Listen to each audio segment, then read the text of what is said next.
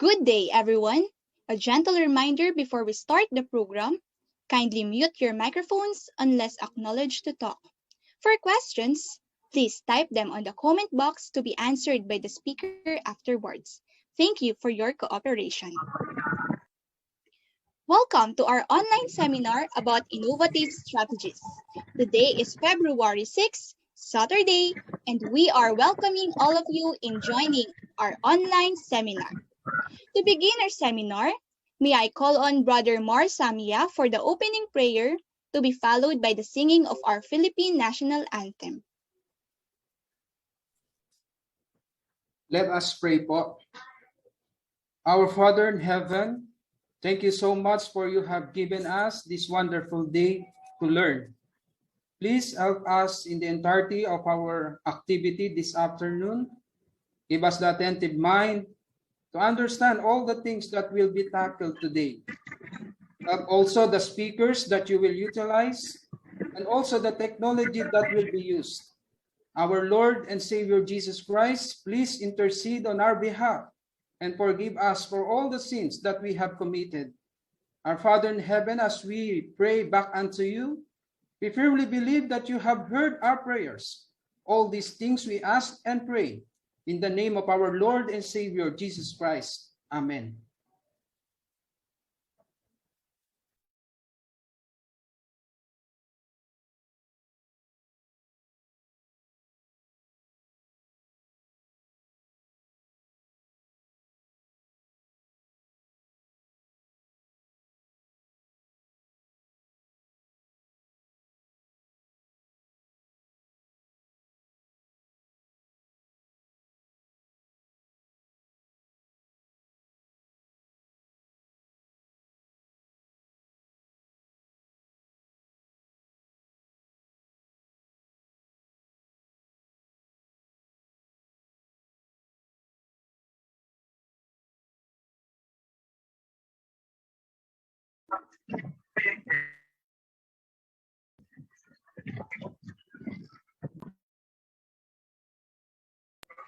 Thank you, Brother Mar Samia. Now, we will sing our Philippine national anthem.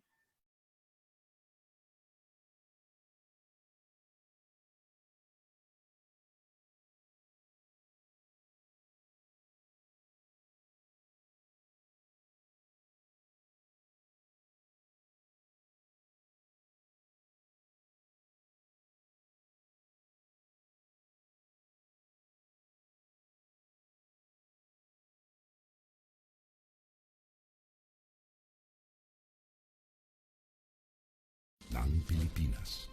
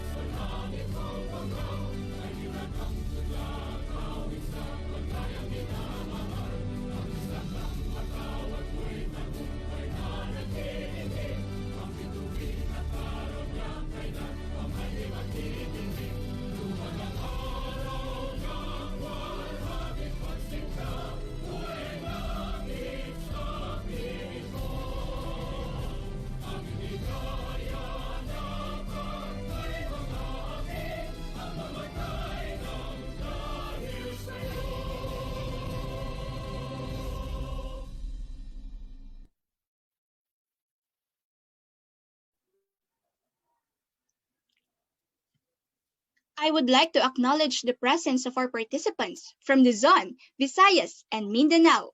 It is also our pleasure to have participants from outside of the Philippines. Once again, thank you for joining our online seminar about innovative strategies. For the next part of our program, may I call on Ms. Angela Crizel Ario to discuss the seminar rules.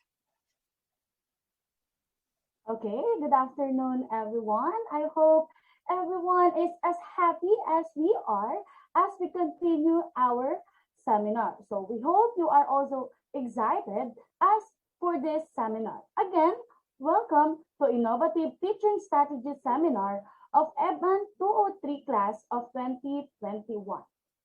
Before we move on to the highlights of the program, here are some of the few reminders. First one, please observe the webinar etiquette. Kindly mute yourself to avoid any disturbances to our speaker and to every participant.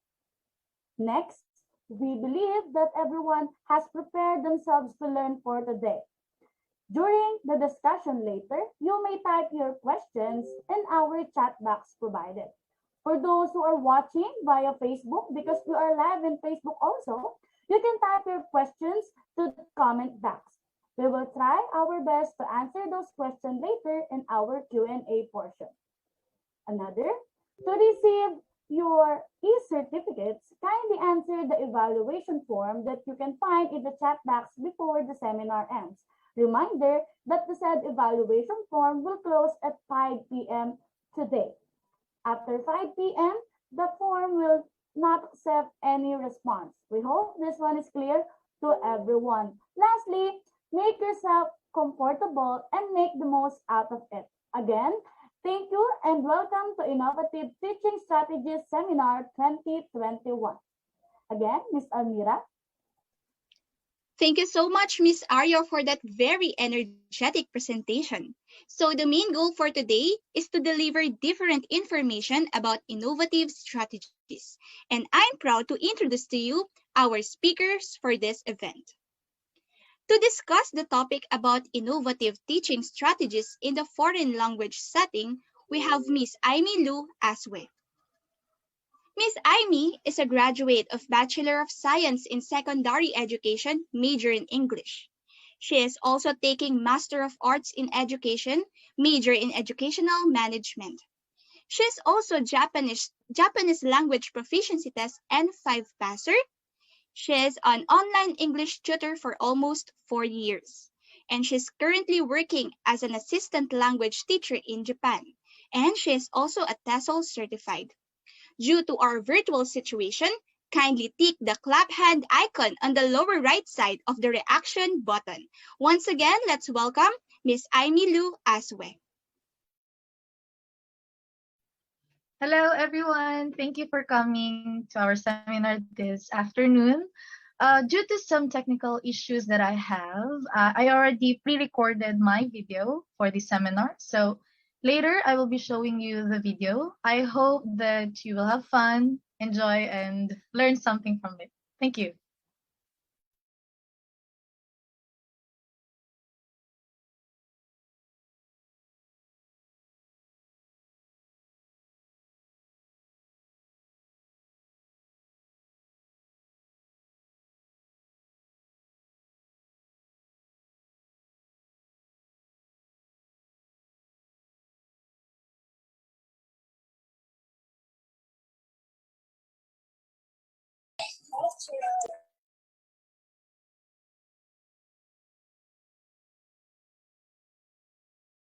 Hello everyone, it's a pleasure to have you all here with us today for our seminar. Before that, I would like to acknowledge my professor in Edmond 203, Dr. Kainglet, and my classmates for giving me this opportunity to give this seminar. So for today's topic, I will be discussing to you about innovative teaching strategies worldwide. I know that you have seen in the poster that my topic was about innovative teaching strategies in the foreign setting, but I believe that the teaching strategies that I will be showing to you later are not just applicable in the foreign setting, but also worldwide. First, let me show you something interesting on the screen.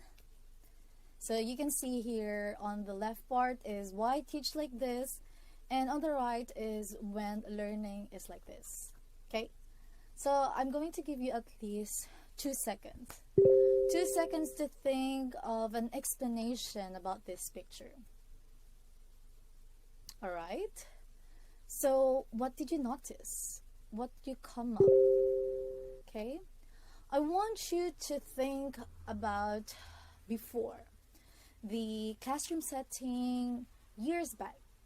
Let's say 100 years back. What do you think was the most common classroom setting? It was more on, yes, traditional classroom setup. So on the traditional classroom setup, we usually have teacher-centered. So the teacher always be the one to give lectures, to speak in front of the class, and the student will just keep on listening. Too boring, right? Actually, this kind of approach in teaching is called perennialism. It's more on teacher-centered, the same teaching strategy all over the years. Let's say, for example, Mrs. Juanita.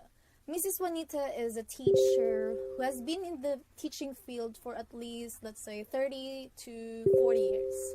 Okay, so she's already a veteran. I'm not saying that Mrs. Juanita is not effective as a teacher. No. Actually, looking back like 10 years, 15 years ago, the same teaching strategy she applied before will be effective that time.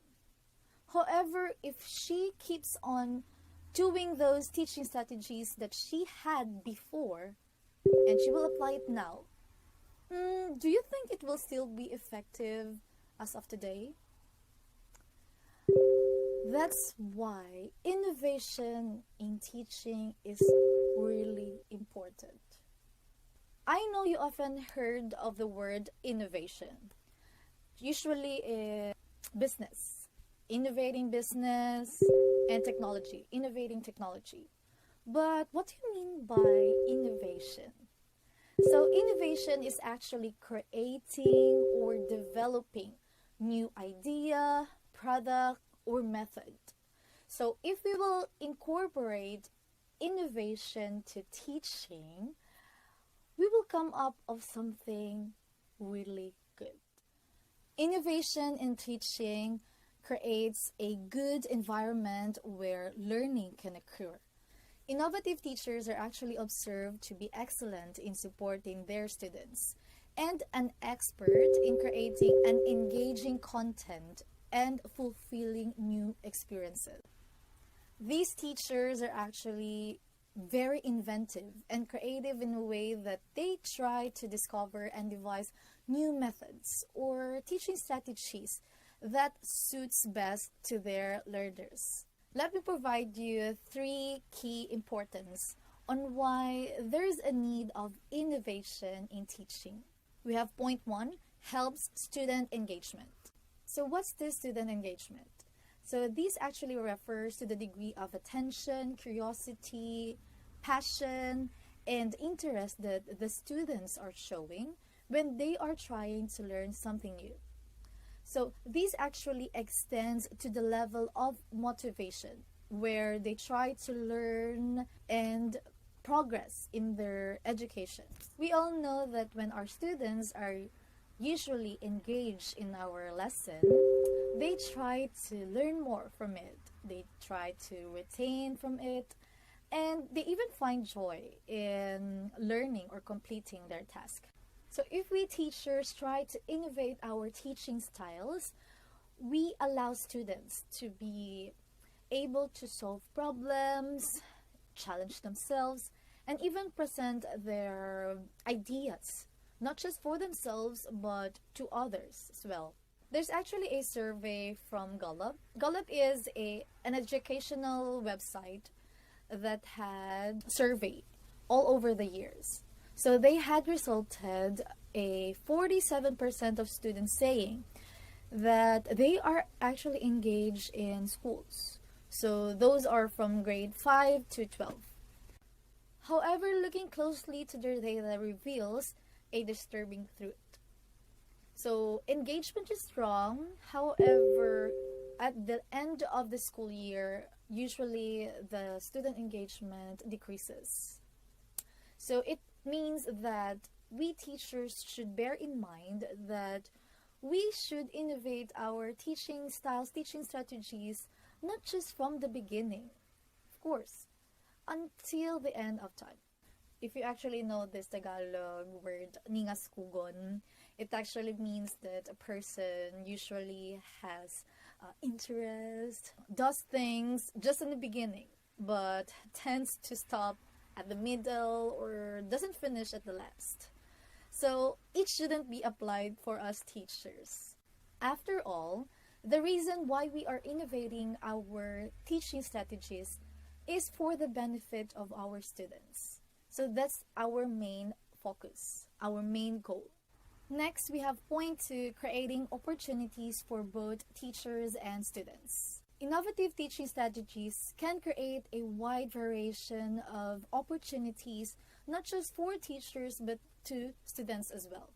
So what are these opportunities? Through innovation, we teachers usually realize that we are creative more than what we think. We tend to think of teaching styles, teaching strategies that are applicable for our students. And on the other hand, our students might find our lesson engaging and fulfilling to them.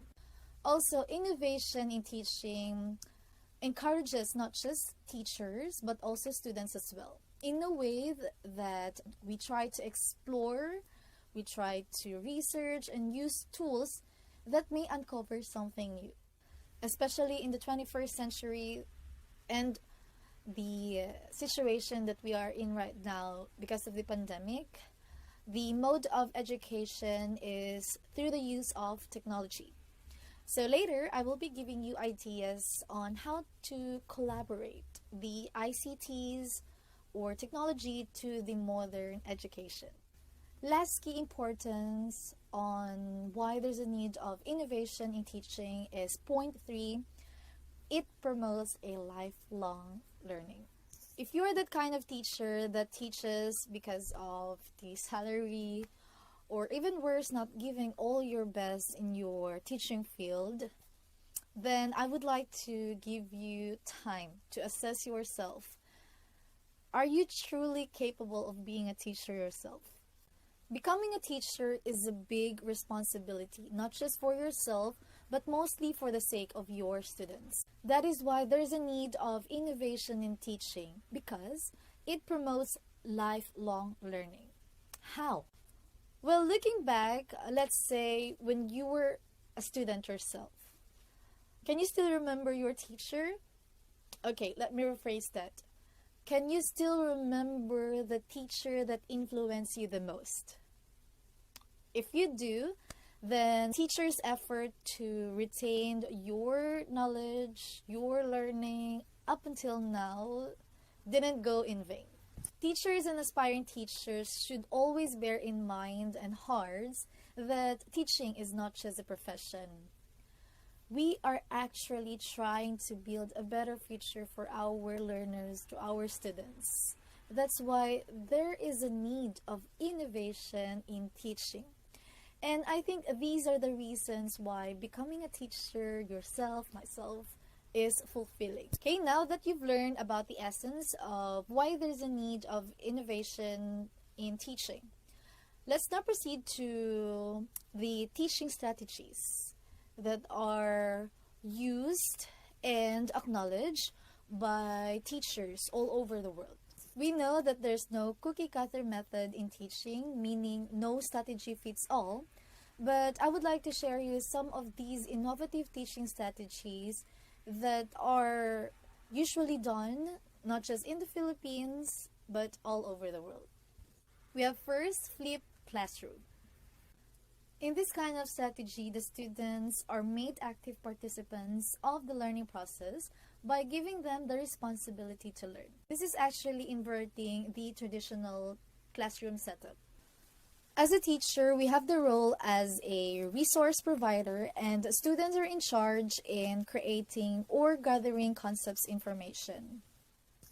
Our students may try to learn materials outside of the class, so they can try to read a book, research something through the internet, watch pre-recorded videos or lectures, and anything that could stir up their interest in learning. These can help them be active in learning and could emphasize their higher order thinking skills and application to complex problems. So how do you implement flipped classroom? Of course, first we need to make and outline key learning through our lesson plans. And next, we can try to record ourselves for our lecture. So our lecture should be engaging to our students. How do you make it engaging? So we can have a lecture, and then afterwards you can try to ask your students about what they have learned, so they can try to think of an explanation or answer for your questions. And then after that, you can share these videos to your students and try to group them and give them tasks. Task for them to complete. And the next is to regroup them so that they could share what they have learned in their certain groups to others.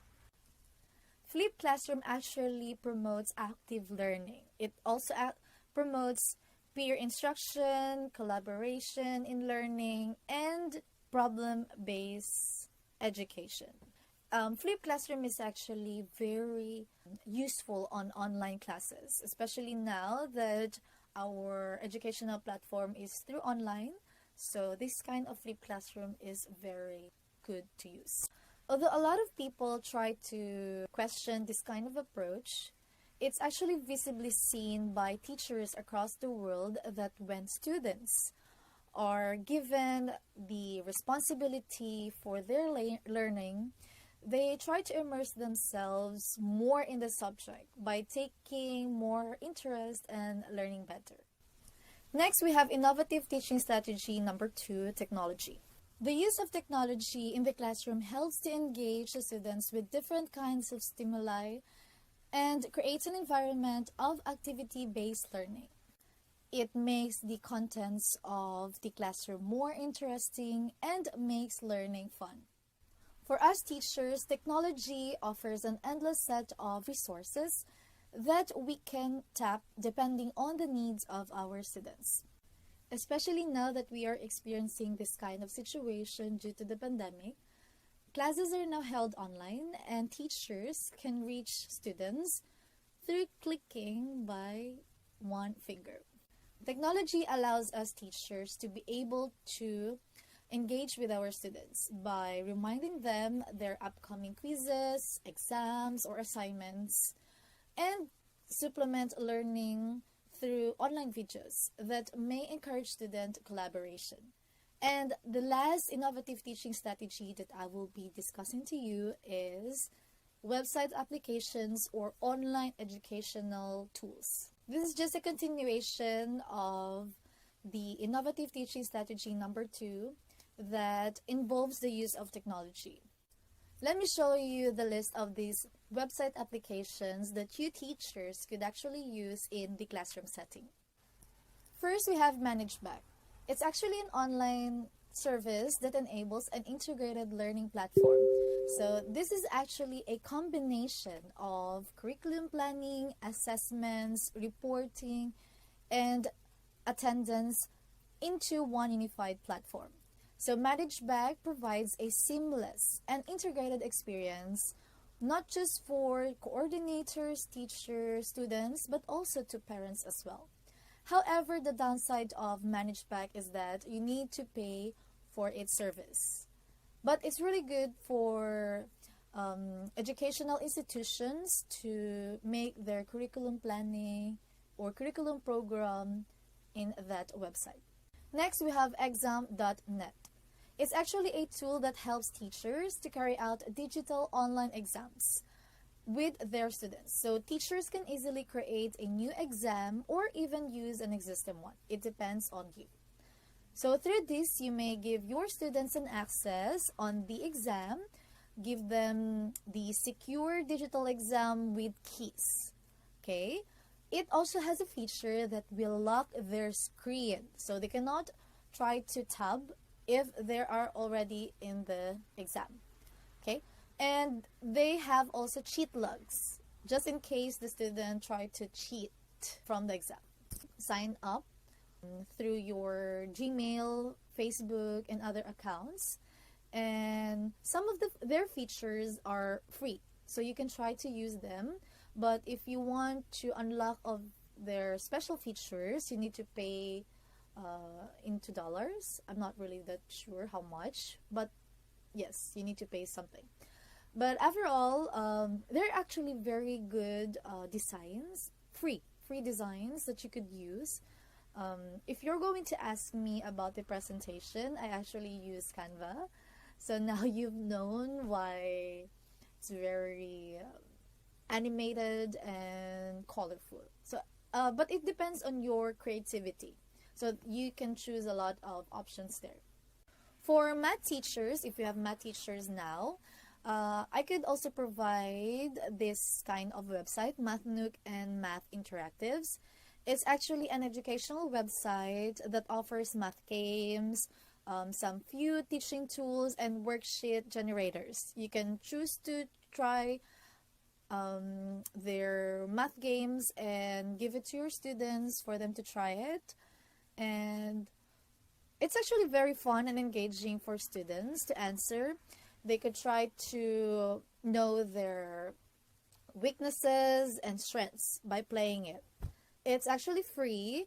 However, in Math Interactives, you need to use your computer because it needs Adobe Flash Player to be played. We also have Google Classroom. So it's an application in Google account and is used as a learning management system or LMS. So we have these features. First is streams. This is where the teacher can schedule his or her announcements to the class. And we have classwork where activities and materials are posted. And this is also where the students could submit their assignments, quizzes, or work. And we have people. So the teacher, you can add or remove students depending on you. And we have grades where the teacher can monitor each student's progress.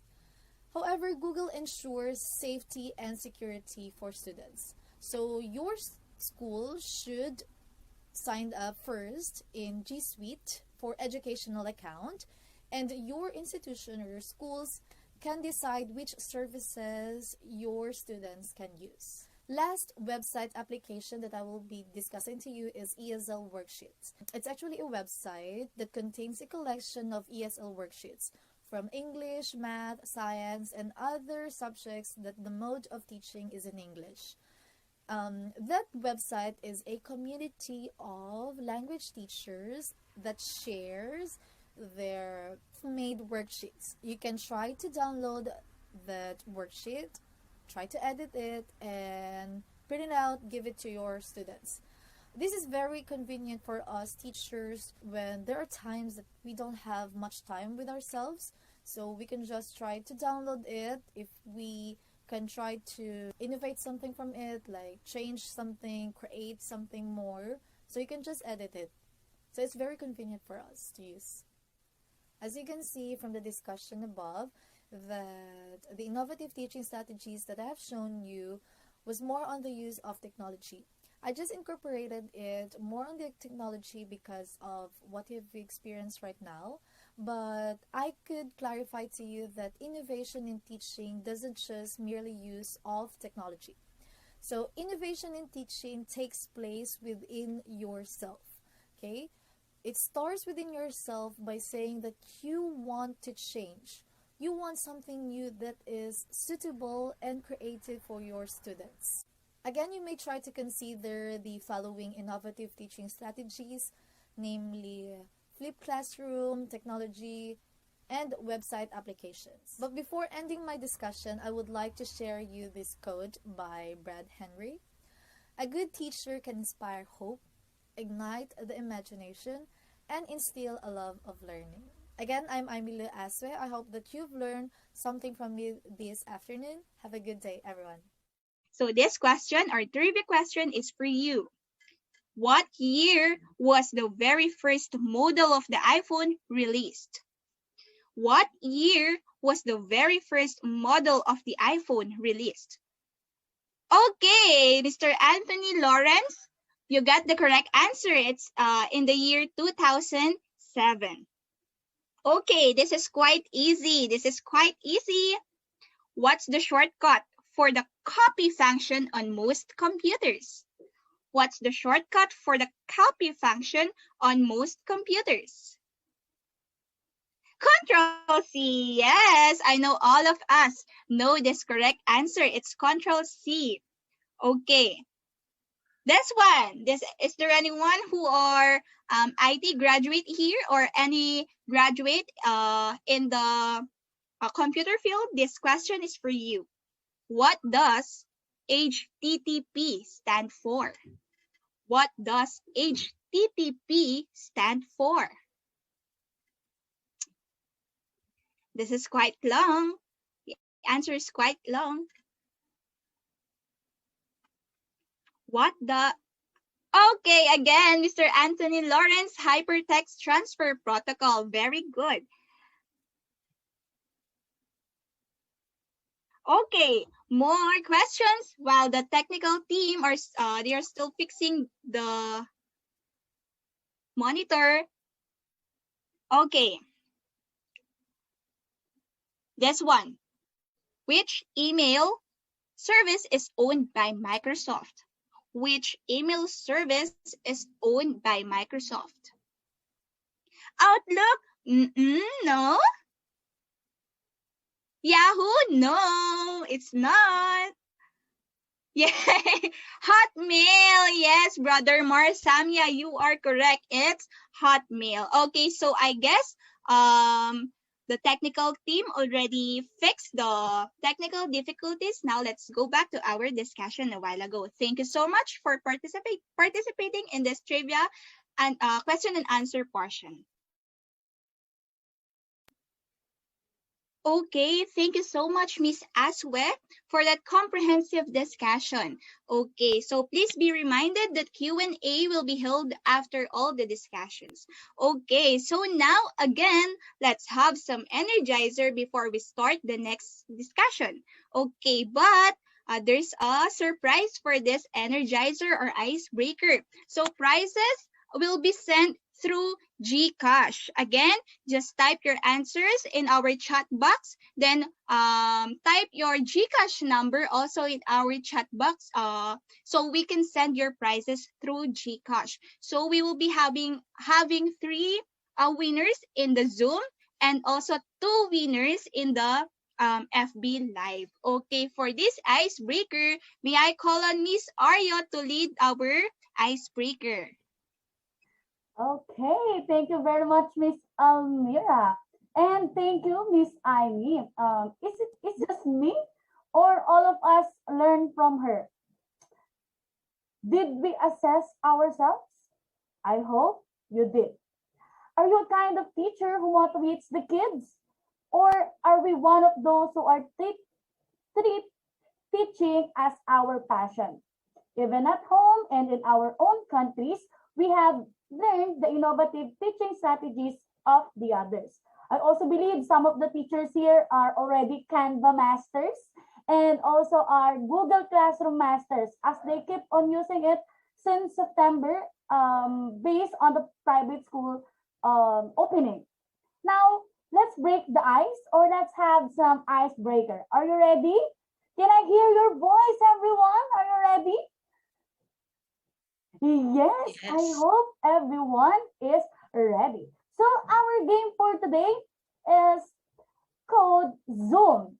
It is the most basic game that I know also. It is called Zoom. So now, I hope your fingers are ready to answer my questions. Okay, next please.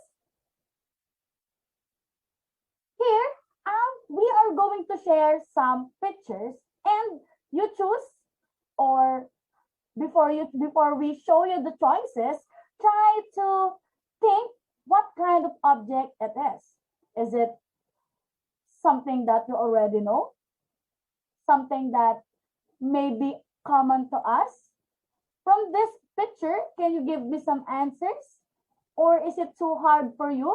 This picture is in very zoomed in. Host. Let's see. Next one. Host.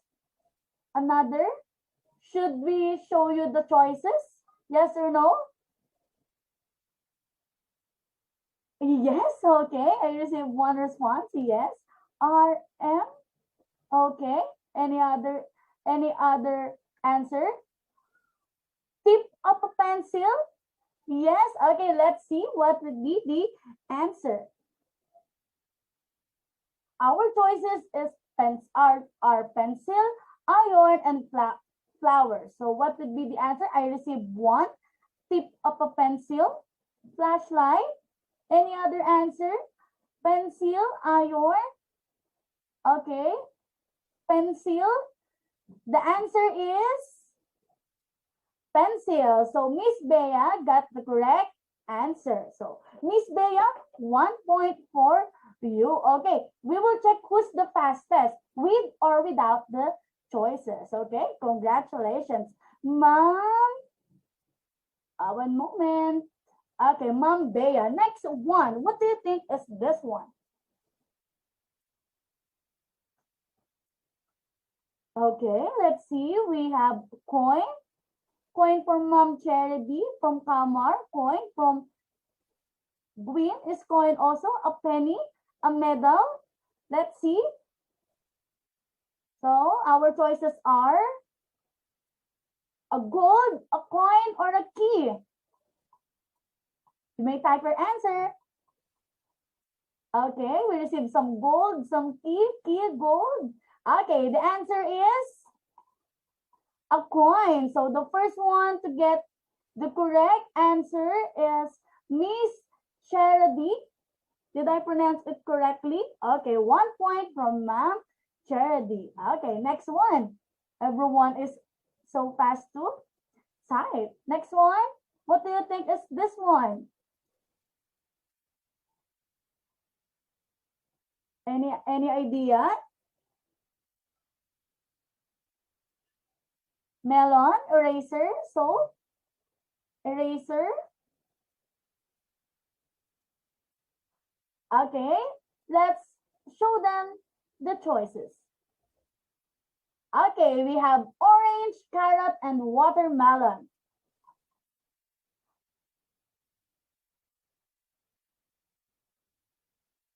Okay, carrot, carrot, carrot, carrot, carrot. Okay, the answer is,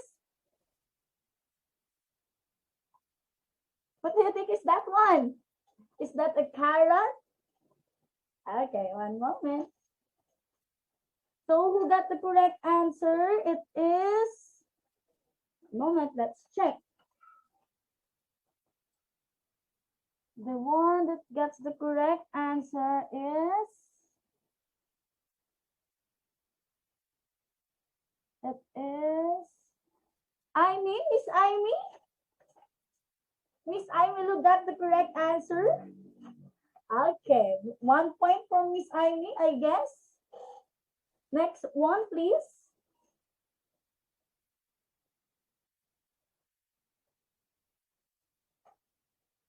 Okay, next one. What do you think is this one? A volt? Okay. Peace out, said by Miss Amy, but 1 point for you, Miss Amy.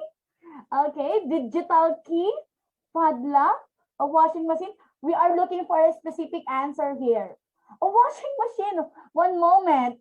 I think someone here is a mother already, so he knows how to use a washing machine or something. A weighing scale, padlock. Okay. Bolt lock. Okay. Let's show us the choices. A combination lock, ruler, or bottom. Okay. The first one to get the correct answer is Ma'am Charity again. Okay, 2 points already for Ma'am Charity. Okay, habol-habol. Sabi nga in Tagalog, habol-habol tayo, teachers. Next one, what do you think is this one? No answer? Let's see. A razor for Kalmar, a razor blade for Bernadette, razor also for Sir Anthony.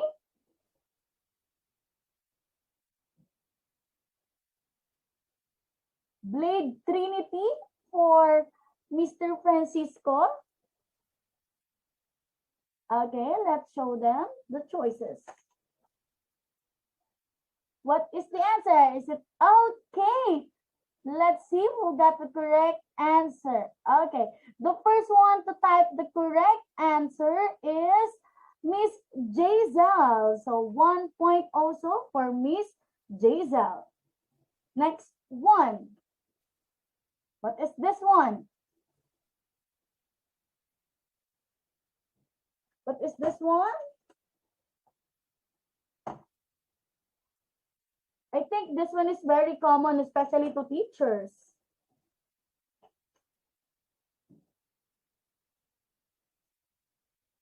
Eraser, desk, desk,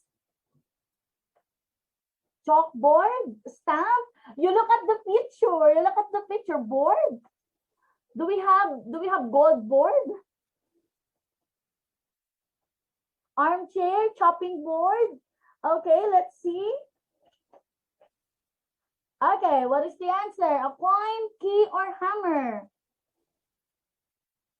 Okay, we got the correct answer. The answer is key. The first one to get the answer is J, Mr. J or Sir J.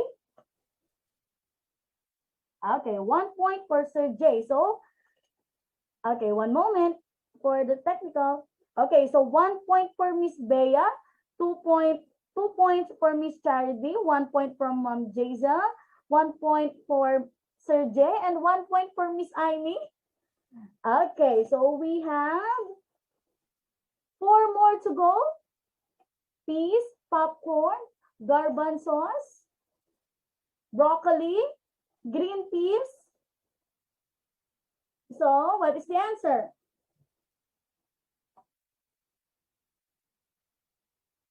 Okay, so the answer is broccoli. So, Mom Bea got the correct answer. So, 2 points. 2 points for Miss Bea and 2 points for Miss Charity. Okay, we have 3 more. Habol pa tayo, teachers. Kaya pa yan. Okay. So, next one. What do you think is this one? Tablet? We are looking for a specific answer. Tablet, gamot, medicine tablet.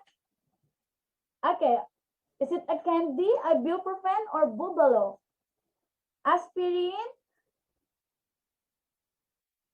Okay, so the correct answer is? Okay, the correct answer is ibuprofen. And the one to get the correct answer, let us check. It is Ma'am Leah. So 1 point for Ma'am Leah. Okay, we have here 2 more. I'll give 2 points for this one. Okay, we are looking for the specific answer. Okay, so USB drive for Miss Charity. Okay, one moment, Miss Technical. Okay, so 2 points for Miss Charity. Now, for the last item, we have 2 points for Miss Bea, 4 points for Miss Charity, 1 point for Miss Jazel, 1 point for Mr. J, 1 point for Miss Leah, and 1 point for Miss Amy. Now, for the tiebreaker. I will not show you the choices. It is 5 points, or it is worth 5 points. So the one who will get the correct answer and will receive 5 points for the grand winner. We have this grand winner, okay? So are you ready?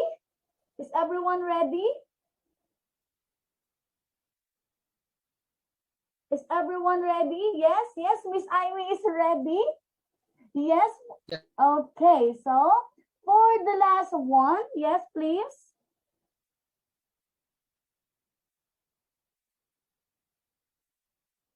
Okay, I received the correct answer already. Okay, so the correct answer is... Okay. Okay, so the correct answer, one moment.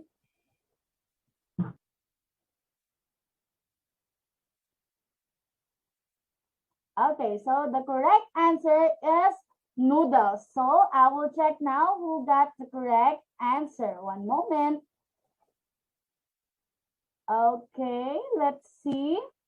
The correct answer is noodles. So we have pasta, pasta, spaghetti, pasta, spaghetti, spaghetti, pasta, noodles. So Miss Jazel got the correct answer. So she will receive 5 points. And for the total scores, we have the first winner or the first one to get the high score is Miss Jazel, followed by Miss Charity, and the last one is Miss Bea. Congratulations, everyone. Okay. Congratulations, everyone. Give yourself a round of applause. Okay. Did we break the ice? Okay, so thank you for joining me with this activity, Miss Almira. Okay, thank you so much, Miss Aryo, for that energetic presentation once again.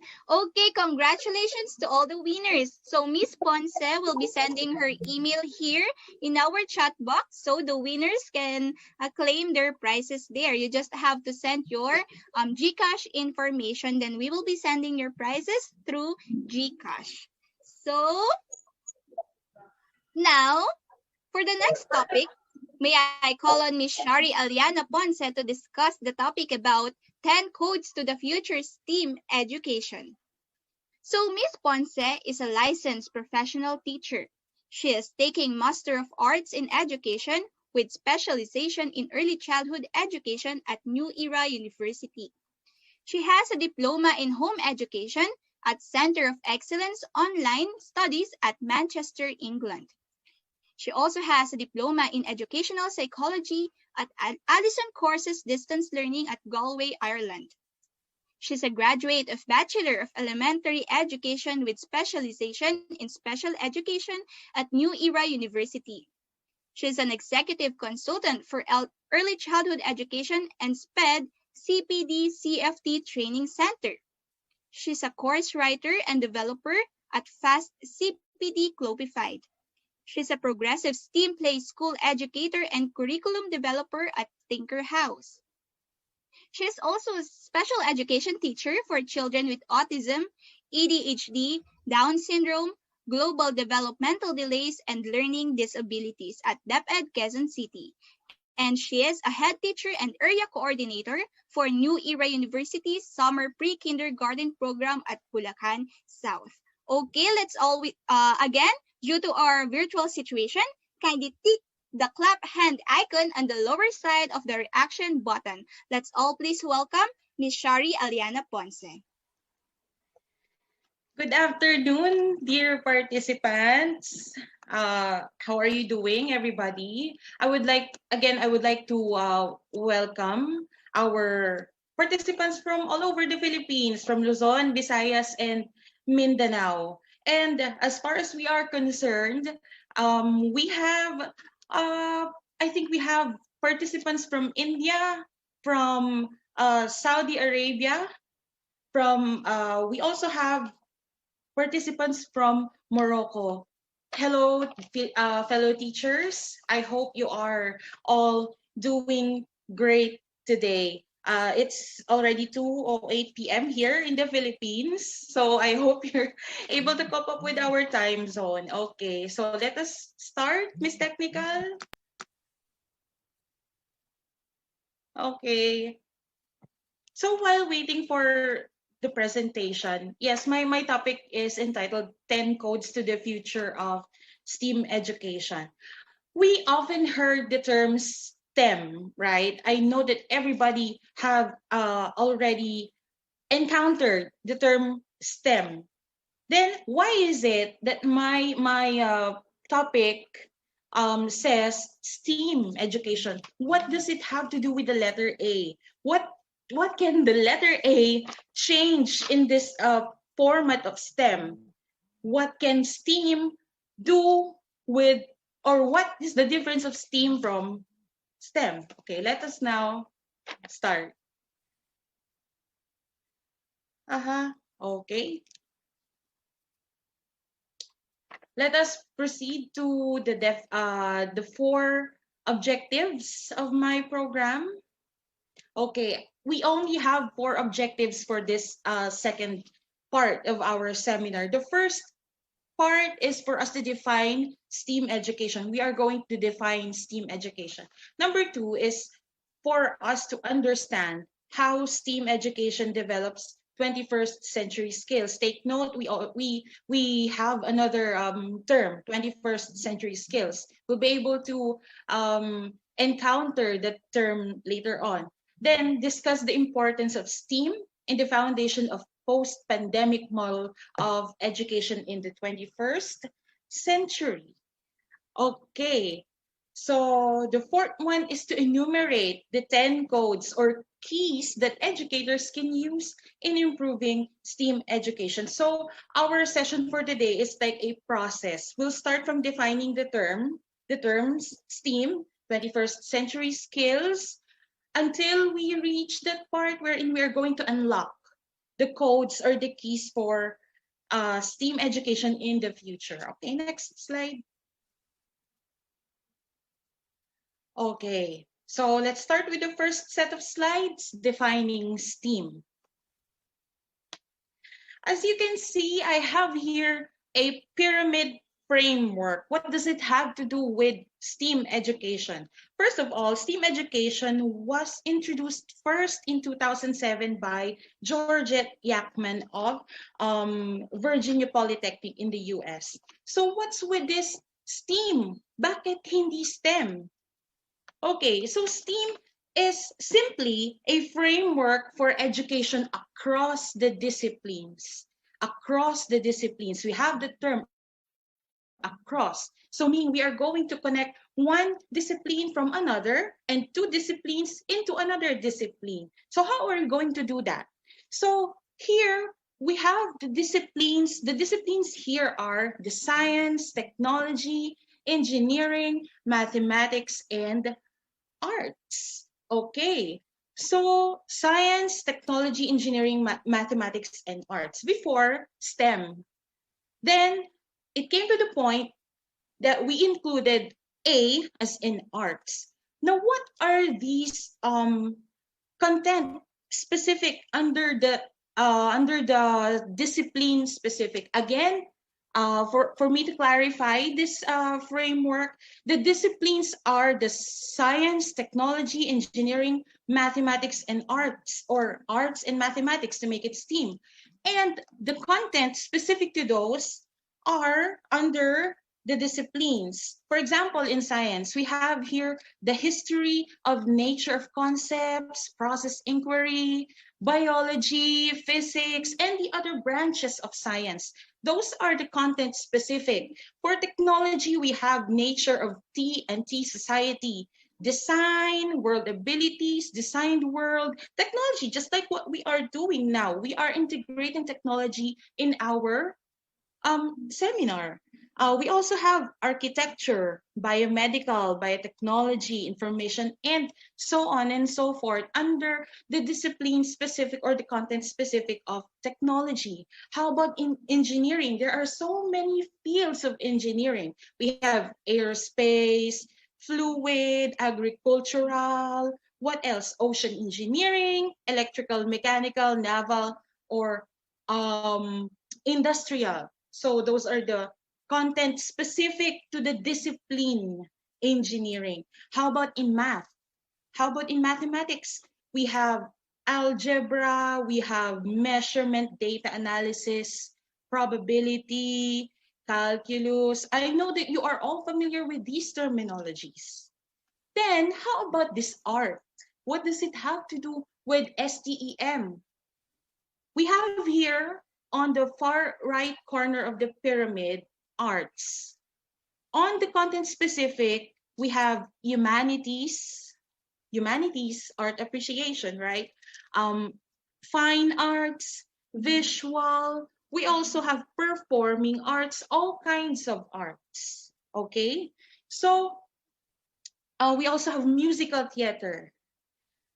Content specific, discipline specific, we have already unlocked those two terms. So STEM On the upper, we are now on the third part of the pyramid, STEM and the A. Okay, so to explain further, what is the mission of STEAM? Kasi we have the framework. What does it have to do? So the mission of STEAM, or the framework, it includes a way for all the subjects to relate to each other and to a rapidly changing world. Okay? For developing reality-based lifelong learning skills called the functional literacy for all. Kaya nga on the prior slide, may motto, 'di ba? STEAM has a motto. What's the motto of STEAM?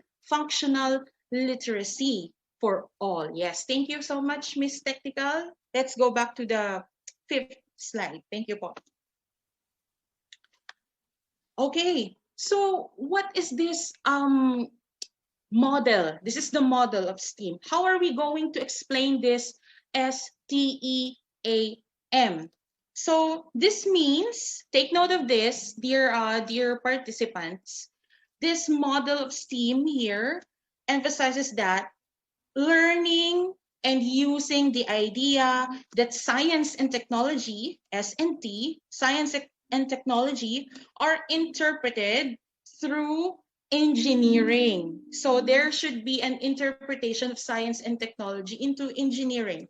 And the arts, as well as the arts. So if we are going to combine science and technology, if we're going to interpret it through engineering and the arts, we should also base all these elements, the science, technology, engineering, arts, into the elements of mathematics. So again, science and technology interpreted through engineering and arts based in the elements of mathematics, just like the fact organizing. Kasi di ba in math, we encounter so many fact organizing, the problem solving, which leads us to reality-based lifelong learning. No? Okay, next slide, Miss Technical. Okay, so we are now on the second part of this topic. So understanding how STEAM education develops 21st century skills. I have here a guide question. My guide question for you, dear participants, is what does STEAM develop in our student? What does it have to do? What does it connect?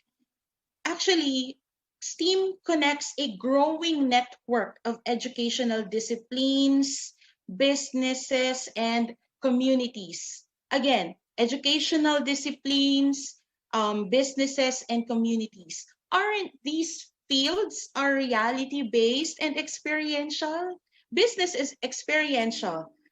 Educational disciplines are experiential. Communities, most of all, most especially, communities are experiential.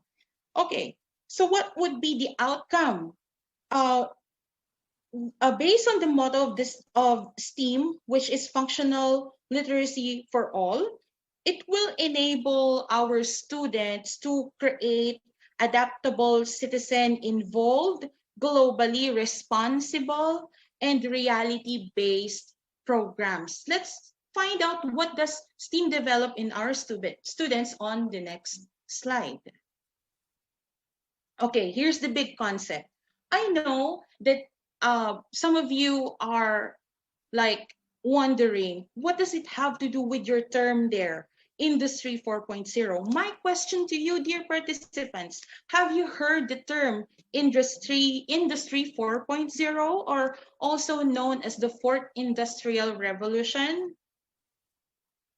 Okay, I can see some comments on Facebook, yes. So Industry 4.0. Before we go to the concept of STEAM in the 21st century, I would like you to watch this video from Warwick Business School, which will teach us about the Industry 4.0.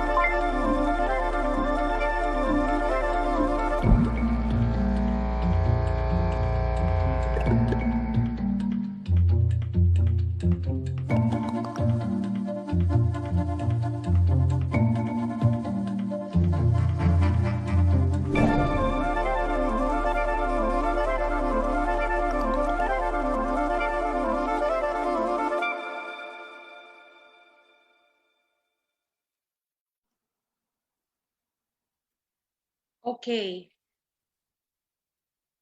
that is a summary. Let's say that's a summary of the Industry 4.0. But to give us more insight about the Industry 4.0, let's find it on the next slide. Okay, to summarize the fourth industrial revolution or the Industry 4.0, the first industrial revolution, which happened in 1784, are made up are made up of the mechanization of steam power and weaving loom.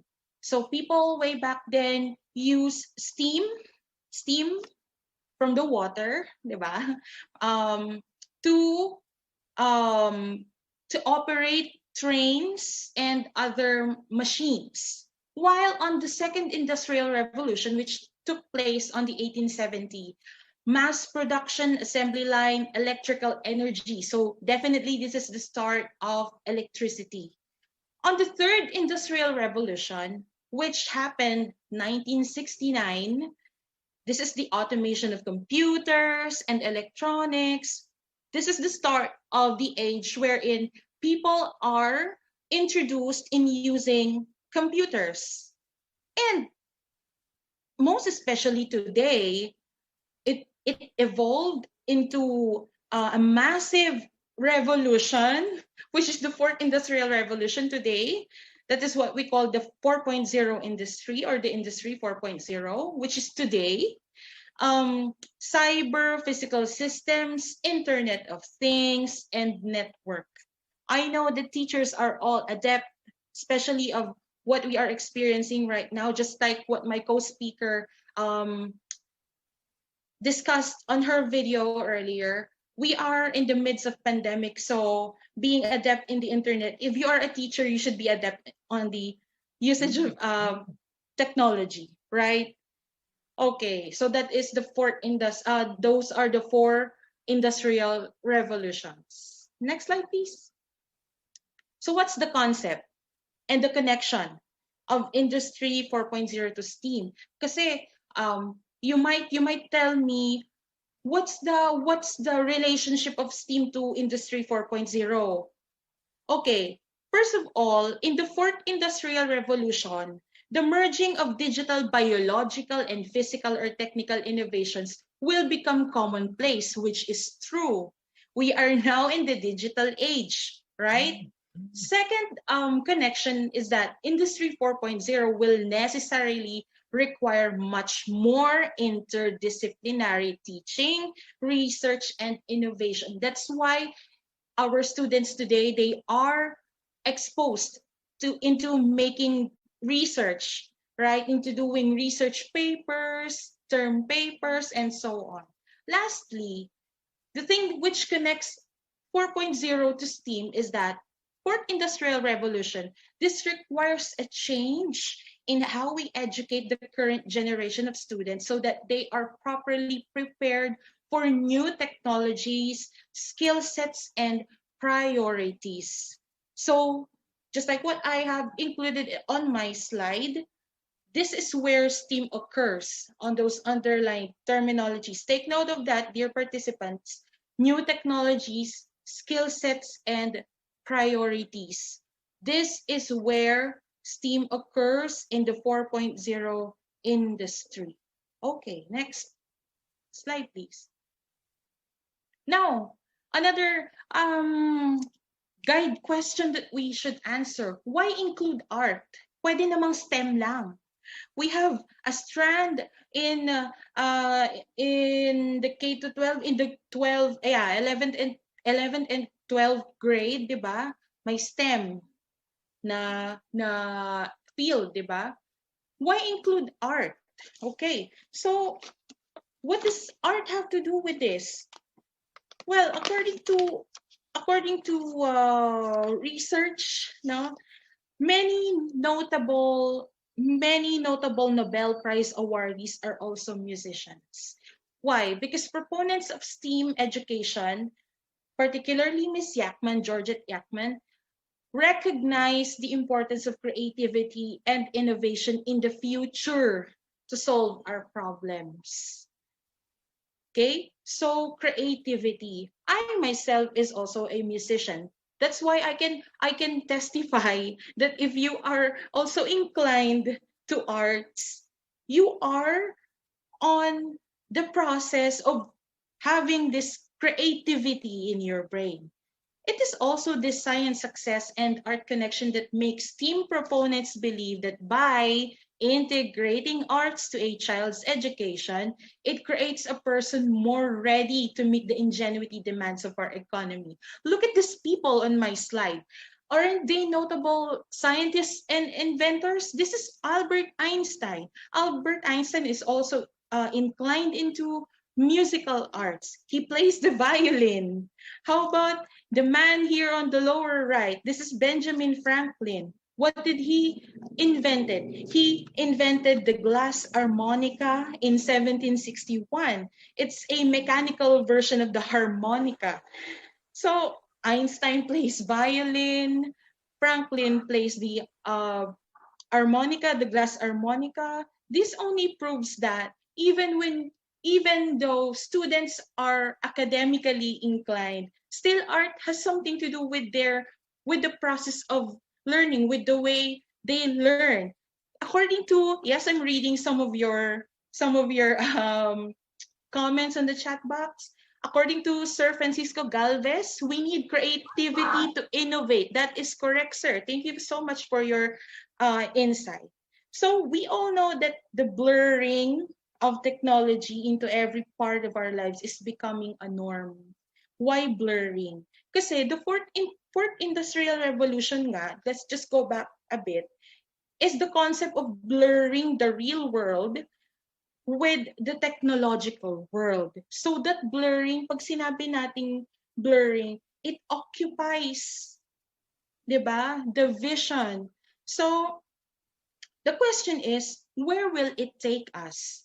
My answer to that is, where will it take us? It's still unknown because chances are, possibilities are vast. Okay? Endless, especially in our time. Next slide, please. According to support that statement, according to Leonardo da Vinci, he once stated that study the science of art, study the art of science. Okay. Next. Okay, here are the 21st century skills. The question is how today's students can stay competitive in a changing job market. Remember, dear participants, there are still jobs out there that we do not know how or when will it exist. Before, we don't know, people are not aware, or people did not anticipate that there will be jobs which will work with robots, right? So we are not aware that those are possible. Okay, so these 21st century skills are divided into three groups. The first one is the learning skills. Okay. Second one is the literacy skills. And the third one is life skills. Okay. So the three L's of the 21st century. Remember that. The three L's. According to, yes, I would like to address that also, Mr. Jerry M. Castilla, creativity means applying the knowledge you learn. Correct. I agree with you, sir. So the three L's, learning skills, literacy skills, life skills, these are the three groups of the 21st century skills. Himay-himayin natin ng konti, no? Let's try to put it into parts. Okay. Let's start with the learning skills. It has four skill sets. These are the skill sets. Under the learning skills, we have the critical thinking.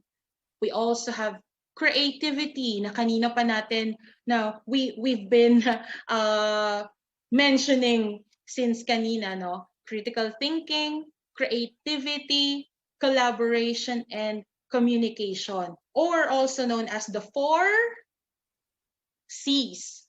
right?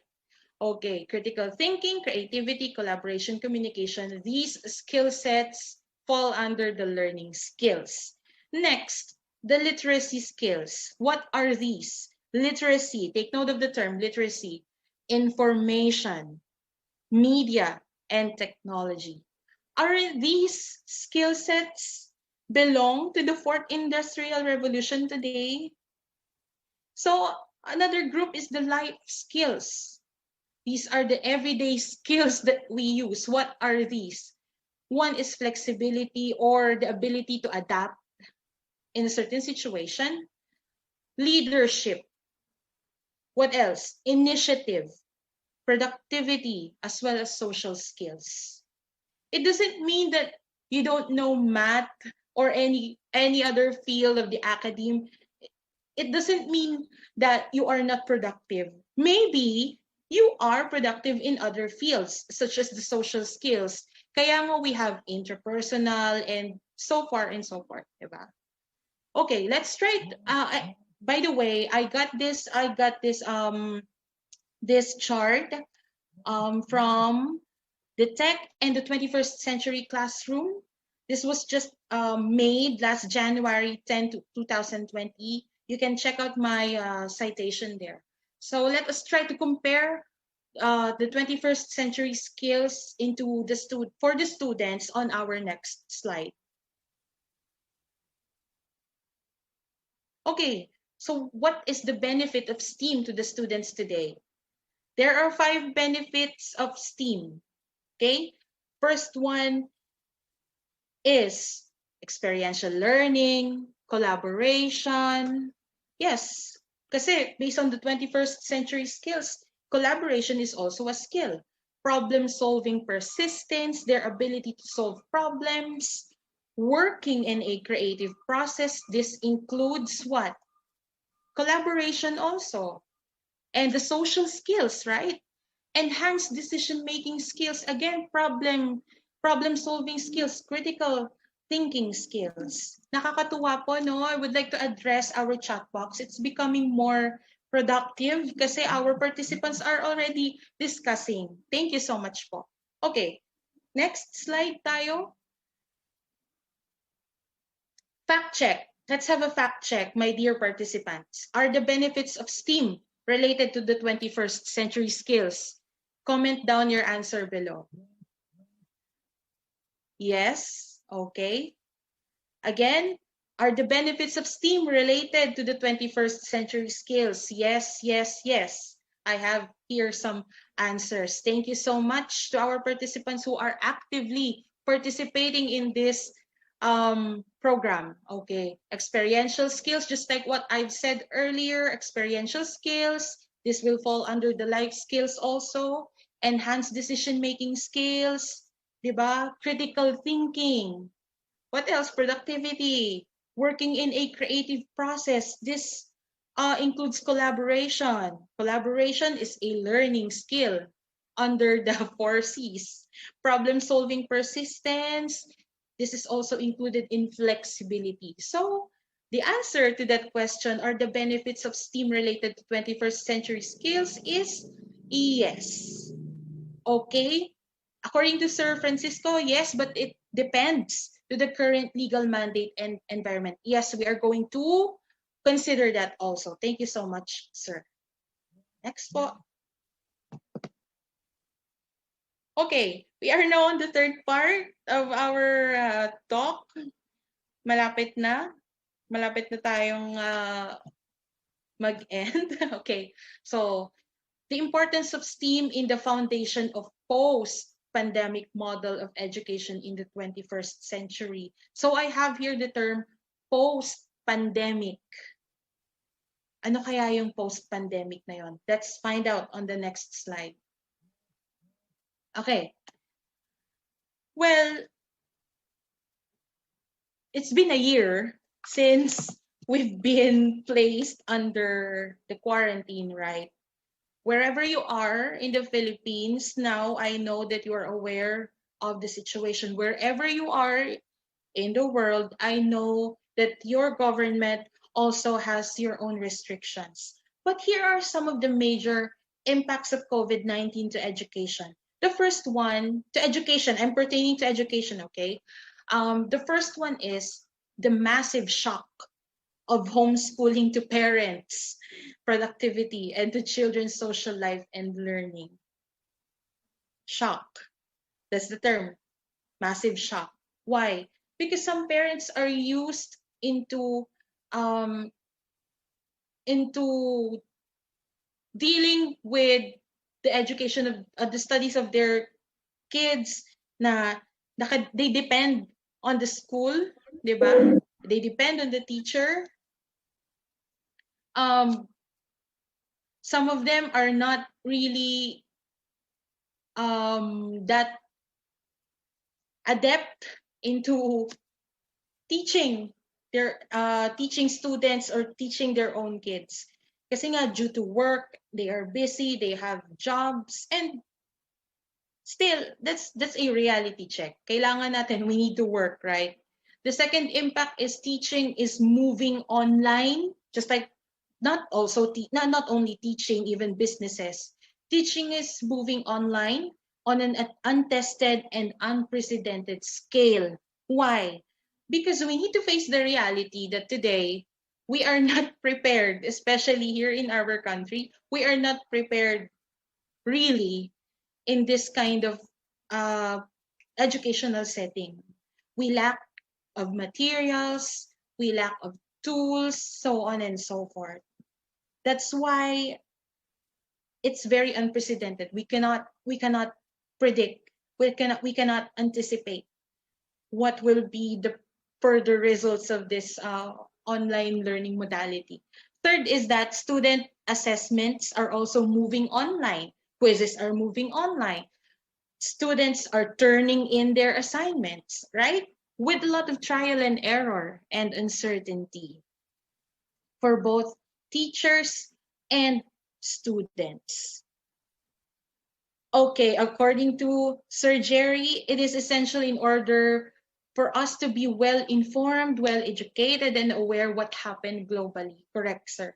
So fourth impact, many assessments have simply been canceled, just like the online exams, online entrance exams of the universities. Those are examples of assessments which have been canceled. Fifth impact of COVID-19 to education is that listen to this, dear participants, current college students who are training to be teachers, just like us, won't be able to fulfill in-person practicum requirements in schools, in person. Compared to our time, we were deployed to public schools, we were deployed to private schools, face to face. We experience handling students, di ba? Face to face. But in this current situation, we cannot really say if these kinds of trainings or yes, in these kinds of trainings and practices will be available for our aspiring teachers. I got these results from Hans Heinrich Sieversten from the University of Bristol in England. Next slide, please. It's an awful time in the world, but I think it's a really interesting time in education. We've never had a moment like this one where everyone at the same time has jumped into this technology. The coronavirus is changing life as we know it on a daily basis. In COVID 2025, we'll explore how the pandemic is rewriting our future. The ability to teach through the technology is really powerful. I can lecture, I can call on students, I can engage in Socratic dialogue. I can replicate what I can do in the classroom. Things that have been hard in the past, bringing in guest speakers, being in multiple campuses at once, the ability to tie those together in a much more seamless fashion, I think that's exciting. Distance shrinks in this medium. I think we're going to see it used throughout education in the United States, at the pre-college level, college, professional level. That's exciting across the planet. There's definitely been a trend towards remote learning. I think that's been unevenly distributed. This is going to give us a second set of tools. We've had one way of doing things, and now we're going to have an additional way of doing things. And I think that's what's exciting. It's just like you're a chef or something, and all of a sudden I've said, here's an entirely new set of ingredients you've never worked with. To really make this technology work and to do so on the widest possible basis, we need to have the physical infrastructure in place to do that. So I'm sure you've been reading stories about what's happening at the pre-college level, places where they'd like to do online education and they don't have internet. They don't have a device to do that. We frame that as the digital divide. I'm teaching a class right now where we're talking about Federal Communications Commission broadband policy. Broadband's so incredibly important. So had this happened 10 years ago, I think we wouldn't be doing anything like we are doing now. When we built this country, we made a decision to make the post office, which was the most direct instantiation of the federal government. We put it everywhere, even in rural towns where there was no way that made financial sense, because we wanted everyone to be connected together in this new democratic enterprise that was the United States. Shrinking the digital divide is really about federal resources. The COVID crisis makes it clear how important this is. Privacy issues are obviously important. Now as we bring this into our educational environment, what am I allowed to screenshot? Can I take pictures of students? Are those educational records? We have a federal privacy statute for student records that controls all of that. If I want to use a camera to take a screenshot, it's not as visible as it is in a classroom. And so how we bring the right privacy values to this new environment is something we're going to work out. Law evolves in conjunction with social evolution, and as technology evolves and how we're using the technology evolves, law comes around along with it. I think we need to be careful with regard to this technology. I think there will be a temptation to think we can swap in technology for the in-person experience that shows up in a classroom. And I think that would be wrong. I'm staring into a camera right now. To the idea that we could put this camera in the front of the classroom and we've delivered an education, a rigorous education, an education where you test and consider ideas, reject some, accept others. I think it would be a mistake to think we can simply swap one in and swap out the other. We need to augment, not replace. 5 years from now, we'll be beyond the medical crisis, beyond the economic crisis, and we'll be able to take this technology and this period of experimentation, and we will have figured out really how to put it to use. I think that means that we will be shrinking distances. We will be able to bring people into a classroom in an easy fashion. The country, the world runs on ideas. We need to get those ideas in as many possible ways to as many possible people. And I think this technology is going to help us do that.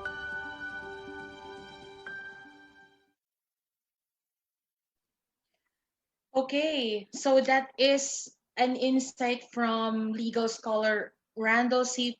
Picker from the University of Chicago. He, to summarize the video, to give a short insight, that was this video pertained to their plan called COVID 2025. It's like a 5-year framework of what will happen, of what will be the impact of COVID-19 for the next 5 years in education. Next slide, please. Okay, so there are 4 STEAM-related skills needed in the post-COVID world. 4 STEAM-related skills. For whom? For teachers lang ba? Or for students? Or for both? Let's try to see who will benefit from these 4 STEAM-related skills. Number 1, just like what's indicated there, students take responsibility for what they learn, how will they learn, and how will they demonstrate mastery of the subject. And that skill is called deep immersion in a discipline. When we say deep immersion in a discipline, that is how as a person, or particularly as a student, shows what, how, and how will they demonstrate what they've learned, or any concept that they've learned. The second skill, STEAM-related skills for COVID-19, for the post-COVID world, is that a multidisciplinary perspective. So when we say perspective, in vernacularly, yung iyong pagtingin, the way you look into things, okay? So when we say a multidisciplinary perspective, students will have the ability to work collaboratively with people. Again, we heard the term collaboratively. We all know and we have heard earlier that collaboration is a part of the 21st century skills. So students will have the ability to work collaboratively with people from a range of fields. People from different disciplines can offer fresh perspectives on problem solving. Okay, the third one is the international understanding. What does this mean? This implies that understanding cultural reference points, cultural competence, and global perspective. So it is like having a multicultural understanding, to make it short. Okay. The fourth STEAM-related skill is that real-world problem solving. So there we have here two terms. This is actually, problem solving skill is a soft skill. Okay. This is a soft skill which helps you, whether the student or the teacher, determine why an issue is happening and how to resolve that issue. It's like stimulus and response. Stimulus is why, and your response is how you should resolve it. Next slide, please. We've heard the problem solving skills, right? I have here on my slide the 17 global goals by the United Nations. So what does this have to do with the four STEAM-related skills in the post-pandemic world? The fourth skill pertained to the problem-solving skills of how and why, of why and how are we going to address a certain problem. So this is an example of the goal, or this is an example of a concept wherein we can apply the fourth STEAM-related skill, which is the how, the why, and the how of problem solving. Anyway, the 17 global goals by the United Nations, these are the goals, or the SDGs, also known as the global goals, made by the United Nations last 2015. So to understand it easier, this is a universal call to action that the United Nations is planning that by 2030, there will be what? There will be no poverty, zero hunger, good health and well-being, quality education, gender equality, clean water and sanitation. The seventh goal is that they want to have that affordable and clean energy, decent work, and economic growth. Nine, industry innovation and infrastructure, reduced inequality. So it's like giving chances for all, sustainable cities, and communities, responsible consumption and application, climate action, life below water, or we pertain to the water, the diversity, life on land, peace, justice, and strong institutions, and lastly, partnership for the goals. I would like to leave that question to your mind. Do you think in the current situation of the world today, will we be able to fulfill this 17 global goals by the United Nations? You don't need to answer me now. This is like a reflection for you. Okay, so let's proceed to the next slide.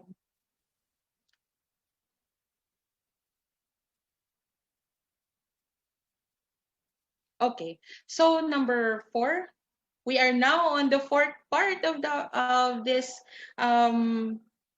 program of this topic. So, what are the 10 codes really to the future of STEAM education? You've heard me earlier. I've mentioned 21st century skills, Industry 4.0, and many, many more terminologies. So, how can STEAM help, or how can STEAM figure out the future of education? How can educators improve the way of education or STEAM education in the post-pandemic world? Let's find out. Okay, these are just tips. Okay, the first idea that educators can promote is, number one is biomaking, by making things out of organic material. We don't have to expound the term organic. I know that you are already familiar with that. Biomaking can lessen the use of petrochemicals, cut down on pollution, and further reduce waste and environmental damage. So, organic. The second is the end of Moore's law. Some of us are not really familiar with the Moore's law. So, to understand this easily, Moore's law, this was by Gordon Moore of 1965. Simply, it implies that transistors are being replaced by artificial intelligence algorithms, meaning can't cannot be doubled. Why? Because computers, machines that run on computers and computing power all become smaller, faster, and cheaper with time. And as transistors on integrated circuits become more efficient. Di ba, paliit yung ating mga gadgets today. And as it became smaller, it became more efficient to us. Third is synthetic biology. I just want you to look at the picture. This is an example of synthetic biology. Why? This is a biosensing tattoo to monitor blood sugar level. This involves the redesigning of organisms for useful purposes by engineering them to have new abilities. So instead of using the machine itself, I hope you're still with me. Instead of using the machine itself, the blood sugar monitoring machine, we have here the biosensing tattoo. This is an example of synthetic biology. Next slide, please. Okay, augmented and virtual reality, or the AR and VR. On my example here, as you can see, the lady is holding an AR VR brush. That's what they call that. But the term of this is the Google Tilt Brush technology. You can search it on the net. What's with this Google Tilt Brush technology? This addresses the AR and VR. Instead of using the brush itself, yung talagang brush, no, we can introduce these kinds of technology to our students, given, especially if we have the resources, no, they will be able to experience art in an AR and VR way. So what is AR and VR? Augmented reality adds digital elements to a live view, often by using the camera on a smartphone. Just by using your smartphone, you can also have this. How about VR? It implies a complete immersion experience that shuts out the physical world. Kaya nga po, di ba? I know you have already experienced that, the VR box, right? That is also an example of VR. Yeah, the virtual reality. Number 5 is robots. Huwag na tayong lumayo. My focus here is it should be on the building of something to get the job done. Just like this example here. Instead of hiring, I know that you are aware of that. Instead of hiring too many people, too many employees, some of the major industries in the world today, they use robots to get their job done faster, twice or thrice than the usual way of production, di ba? So that's also another code for the future of STEAM. It will fall under technology. 6, it is the artificial intelligence and machine learning. Let me just differentiate artificial intelligence from machine learning. Pag sinabi natin, when we say artificial intelligence, this is the software that can solve problems by itself. While machine learning, this requires algorithms or codes or commands that learn from data. So that's the difference of artificial intelligence and machine learning. Pag AI, this is about problem solving, reasoning, and learning in general. So yung critical thinking nga. While machine learning, this is about learning from examples, from definitions, being told, and from behavior. So those are the differences between AI and ML. Let's proceed to number 7. 7, small solutions for big problems. Just look at the example for number 7. Small solutions for big problems. Let's say that the problem here is trees being cut down, diba? Especially in the areas wherein kaingin are still being practiced. So, small solution. What's the solution if there is a problem with the lack of plants and trees? We should do planting, tree planting. It's just like a collective learning and open shared solutions. Again, another 21st century skill that we can integrate with this key, the 7th key, the small solutions for big problems. What 21st century skill is that? It's collaboration. Number 8, addressing algorithm bias and ethics. This is quite a huge topic, no? So, algorithm bias and ethics. According to Brookings.edu, algorithms are harnessing volumes of macro and micro data to influence. So, to influence decisions, rather. This affects people in a range of tasks. For example, in banks, no? Algorithms determine the creditworthiness of individuals. Just like in the example here, may tracking, no, sa face. They use this certain tool, this certain, let's say, technology. The algorithms in this system identify the creditworthiness of individuals. It's kind of biased, di ba? Kasi they will just base your creditworthiness by your physical aspects, di ba? So we should address that. We should not only rely with that kind of bias. Still, we have to address complex decision-making skills and process. 9 is fabrication. The emerging technologies such as 3D printing. I know that you are all familiar with that. 3D printing or additive manufacturing is the construction of a 3-dimensional object from CAD model or digital 3D model. What my question, dear participants, what do you think is the 3D model that they are planning to make in that CAD? Put your answers on the chat box. They are planning to build Eiffel Tower. Yes. Yes, Eiffel Tower. Okay. And we're down to the 10th key. We're down to the 10th code.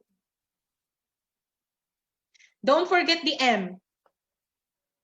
M stands for mathematics. Let's just pertain to the computational technology.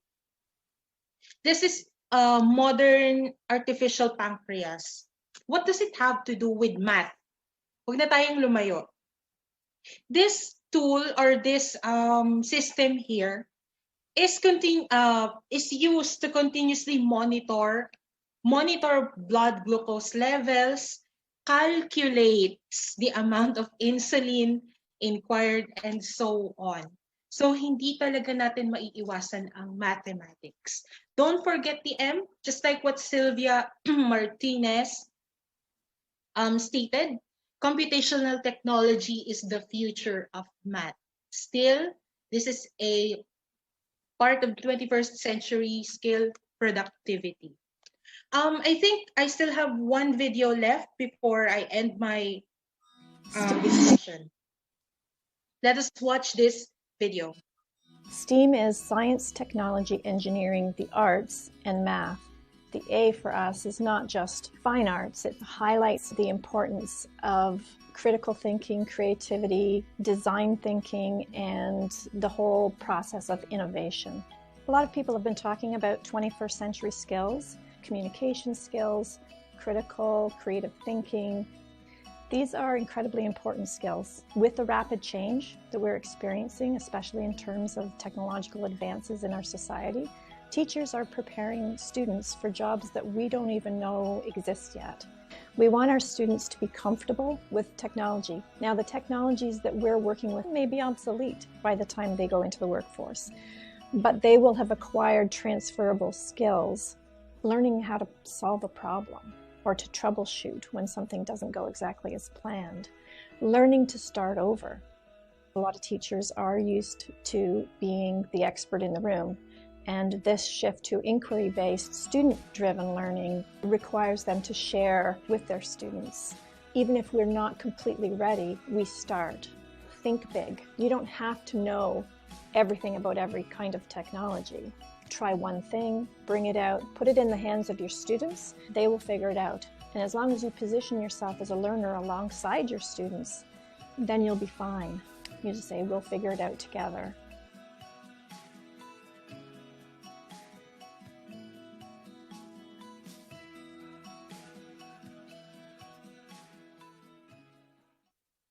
Okay, so that is from the Faculty of Education of University of Ontario Institute of Technology in Canada. That is their insight about STEAM education in the future. Next slide, please. So before I close my topic, I would like to leave you with this quote by Peter Drucker. According to him, the best way to predict the future is to create it. Next slide, please. So here are my sources. If you want to watch STEAM projects, I'm recommending you this page, the STEMpedia. They make STEAM projects and STEM projects for all grade levels. If you want to visit their videos, you can do so. Okay. Here are my you can reach me out if you have questions, if you have if you want to receive updates regarding seminars or trainings that I can share to you. You can find me on those social media platforms. And that concludes my talk. Maraming salamat, daghang salamat kaninyong tanan. And have a good day. Before we forget pala, I would like to thank the woman behind this technical controls, Miss Eunice Garcia. Happy birthday sa'yo. Happy birthday sa'yo, kapatid. Thank you so much, dear participants. Back to you, Miss Almira. Okay, thank you so much, Miss Ponce, for that very detailed and useful information. I hope everybody got enlightened with our discussions. So now, if you have questions, kindly type it in the chat box so the speakers can answer the questions. We will also be acknowledging questions from the FB Live. So if you have questions, just type it in the comment box. Okay, so we have a question from Sir Francisco. How can we effectively apply innovative teaching strategies with the modular distance learning to youngs, which we grasp these techniques from this webinar? The question is for me or Miss Amy?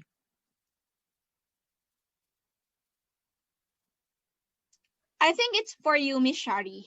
Okay. So the question is from Sir Galvez. Am I right? How can we effectively apply? Yes, Miss Shari.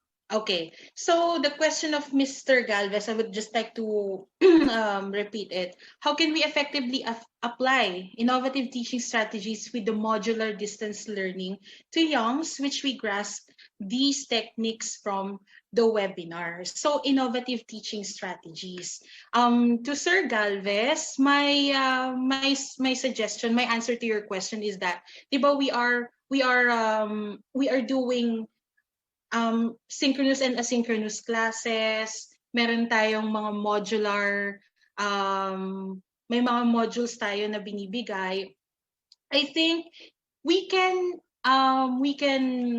use these innovative teaching strategies in crafting our lessons, no? I would like to suggest na if we are going to teach our students, lalo na sa sa mga online classes natin, let us also address yung paggamit ng technology para mas maging lalo silang proficient. Halimbawa, we can ask them about the etiquettes that we do during online class to continuously remind them. We can make modules that will address the current situation today, and I know that lots of teachers are doing that, diba? I hope I have imparted something to Mr. Galvez. I think Mr. Galvez is from DepEd Rizal. Tama ba? I think so. Yes. Miss Almira. Okay, thank you, Miss Shari, but he also has a follow-up question. So one of our strategy in our school is providing worksheet to every learners to that the interaction will clearly instructed. How can it be multidisciplinary? Okay, the term here is multidisciplinary. When I was in the private school, when I was working in the private school, we do this brainstorming with the other teachers. What kind of approach we do? For example, I teach MAPE. Think of a subject na pwede mong maging kapartner sa project na yon. Okay? For example, MAPE, kanino ba ako pwedeng makipag-partner? I can team up with science para ma-address yung health, di ba? In that way, malilesen din yung dami ng loads ng trabaho ng estudyante natin. Ano pa? Kanino pa ako pwedeng maki-team up? I'm talking about the collaboration, no, para maging multidisciplinary, sir. Kanino pa ako pwedeng makipag-team up? For example, still, MAPE teacher ako. To address, halimbawa, arts. Kanino ko pwedeng maki-team up? Pwedeng kay English. Diba? Me and the teacher will think of activities wherein we will be able to integrate our lesson in one certain activity. Lalo pag project making. Lalo kapag pag project making kasi papansin natin ilan ang subject ng bata. Bawat isang subject may project, 'di ba? Nakaka-burden sa mga bata 'yon. Hindi lang collaboration yung na-address natin. Yes, music and arts can collaborate sa AP. Thank you so much from Luwing Serrano. Tama po. 'Di ba? Those are multidisciplinaries. Nag-address ka na ng different disciplines, nag-address ka pa ng 21st century skill which is collaboration, meron ding creativity and critical thinking. Thank you so much po. Miss Okay, Almira. thank you, Miss Ponce. So if you have questions, you can type it in the comment box. Then the speakers will answer your questions.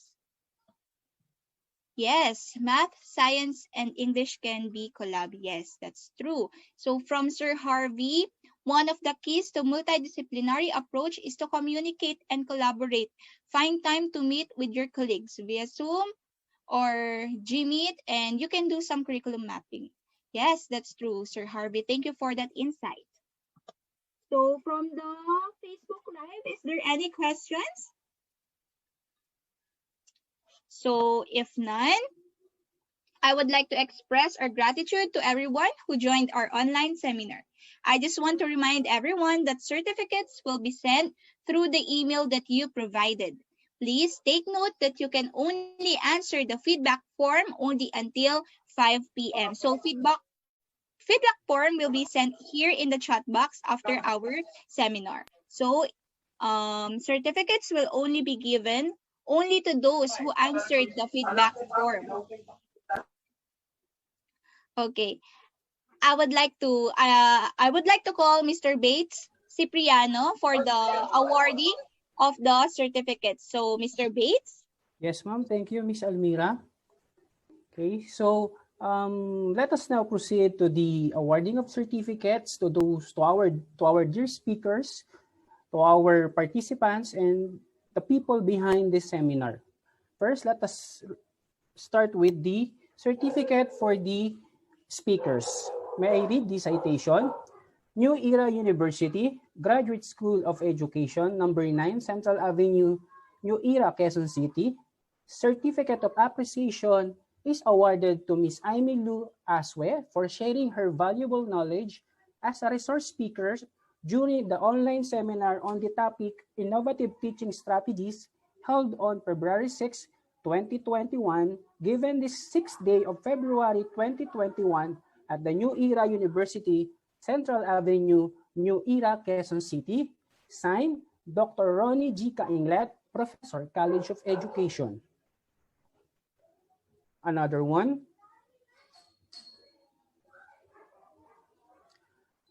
New Era University Graduate School of Education, number 9, Central Avenue, New Era, Quezon City. Certificate of Appreciation is awarded to Ms. Shari Aliana M. Ponce for sharing her valuable knowledge as a resource speaker during the online seminar on the topic Innovative Teaching Strategies held on February 6, 2021, given the 6th day of February 2021 at the New Era University, Central Avenue, New Era, Quezon City. Signed, Dr. Ronnie G. Cainglet, Professor, College of Education. And for the certificate of participation to our dear participant, so may I read the citation? New Era University, Graduate School of Education, number 9, Central Avenue, New Era, Quezon City. Certificate of participation is awarded to our dear participants for actively participating during the online seminar on the topic Innovative Teaching Strategies held on February 6, 2021, given 6th day of February 2021, University, New Era University, New Era, Quezon City. Signed, Dr. Ronnie G. Cainglet, Professor, College of Education. Next, certificate of recognition to our chairman. Okay, so New Era University Graduate School of Education, number 9, Central Avenue, New Era, Quezon City. This certificate of recognition is awarded to the chairman of the technical group or committee during the online seminar on the topic Innovative Teaching Strategies held on February 6, 2021, given 6th day of February 2021 at the New Era University, New Era, Quezon City. Signed, Dr. Ronnie G. Cainglet, Professor, College of Education. Next, please. And for the members of the technical group, so certificate of recognition also, the chairman of the communication, the members of the communication, the chairman of the program promotion, the members of the program promotion, the chairman of infographics, member of the infographics, chairman of the evaluation, members of the evaluation, and the master of ceremony, and the program coordinator, chairman of the documentation, member of the documentation. Okay, that's all. So to give us an insight, a short insight, may I call on Mr. Harvey Amos for the closing remarks. Thank you, Mr. Bates. It is a great day to all of us educators who attended this virtual seminar. It is great to see that you all allotted time to participate in this event despite your very busy schedule. So we're all busy and we acknowledge that. This is a testament that we all have the passion to learn and improve because true enough, learning never stops and learning is a lifelong process. We have finished watching and listening to two of our wonderful speakers. Thank you for that, Miss Amy and Miss Sherry, this afternoon. And then we do hope that you have learned from these virtual seminars. The times are changing, no doubt, and will keep on changing. So we must continue to explore and improve our teaching skills too. With your indulgence, let me share a recap of what we have learned today. From the first talk, we learned the importance of innovative teaching strategies to the improvement of student engagement and readiness in lessons. Truth be told, it is quite difficult to maintain that level of engagement, especially in our current situation. And I think everybody could agree with that. Because of this, we need to be open to try and apply different innovative and creative teaching strategies to make sure that students are fully engaged. I did emphasize on the word to be open because sometimes we have these tendencies wherein we don't really want to try out new things or new strategies because we are already comfortable with what we have. But let me remind you, my dear or my colleagues, it is important, especially right now in the changing times, that we adapt to the changes. I believe it is important for us to try new things because our students deserve innovation and we deserve it too, to make our teaching easier, especially in the current times. The reality is that we should try to keep up with the changing times, right? Applying and allowing various opportunities to both teaching and learning would give teachers and learners a chance to be creative, successful, and take ownership of what they are doing too. So for us teachers, we should not be afraid to create and apply new teaching strategies and approaches. Miss Amy did share something about the strategies and web applications to all of us, such as the flipped classroom, new educational technology, and then online educational tools. The challenge is for us to take that first step to change and to try and apply what we have learned from her, right? Actually, the truth is the tools are available, the platforms are available. That the challenge for us to take that first step.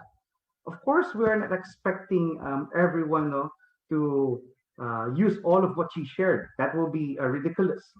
You could start with choosing just one tool or strategy and find out if it's applicable or relevant to you and your teaching.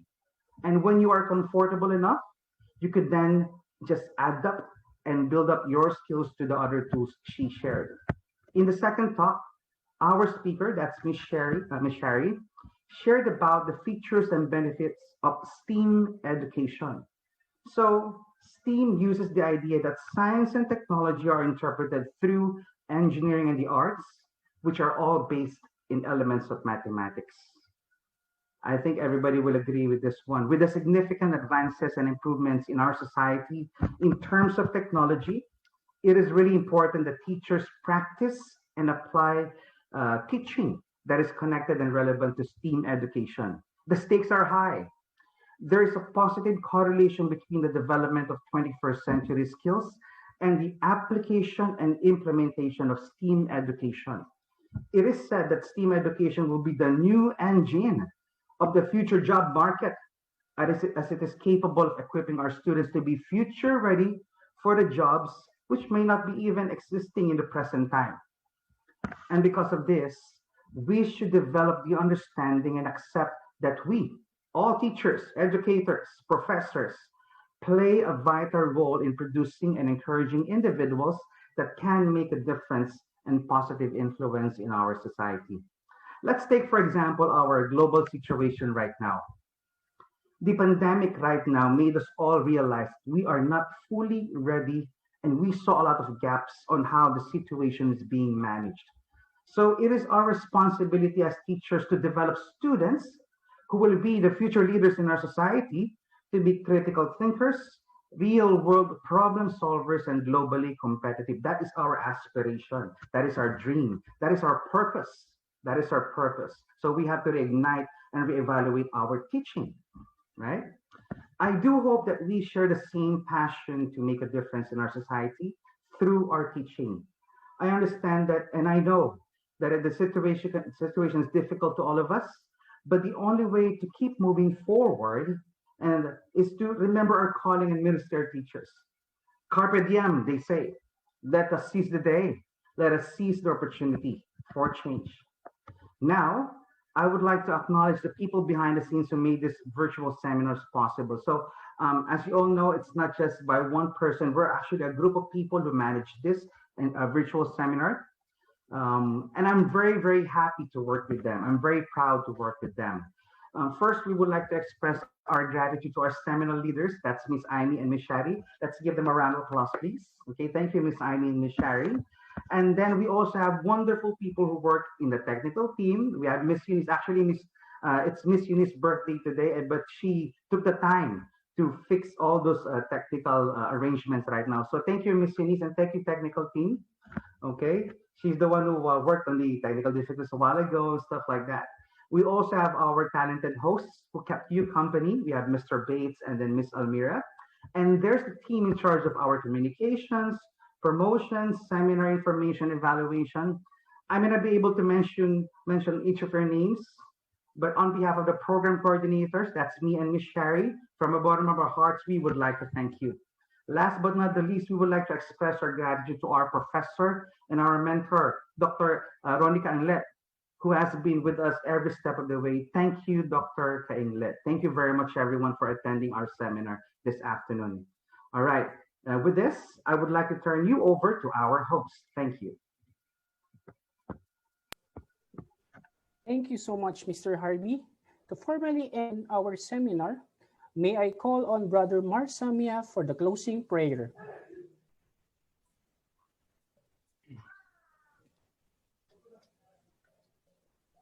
Let us pray po. Our Lord God in heaven, we humbly approach your most holy name. Thank you for you have guided us in our webinar today. Please inculcate in our hearts and minds all the knowledge and wisdom that we have learned, and allow us to be more effective in our duties and responsibilities unto you, our Lord and Savior Jesus Christ. Continue to mediate us to our Father in heaven, for us to receive all the things that we ask to him. Our Father in heaven, we hope that you have heard our prayer and you forgive us for the sins that we have committed. All these things we ask and pray in the name of our Lord and Savior Jesus Christ. Amen.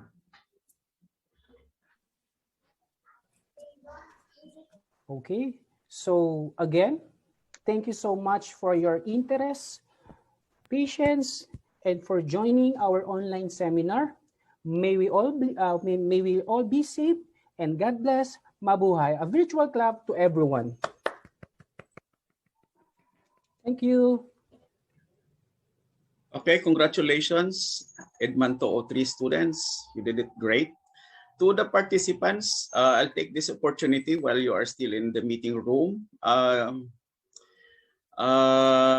Please enroll if you have the resource, New Era University Graduate School of Education. You are welcome. You're very much welcome wherever you are, because we are catering to online students right now because of this pandemic. So congratulations, students. This is how we trained our students in Graduate School of Education. God bless to all of us. Thank you very much. To my students, don't leave the meeting room for the final words from me. Congratulations. You made it. Thank you, sir.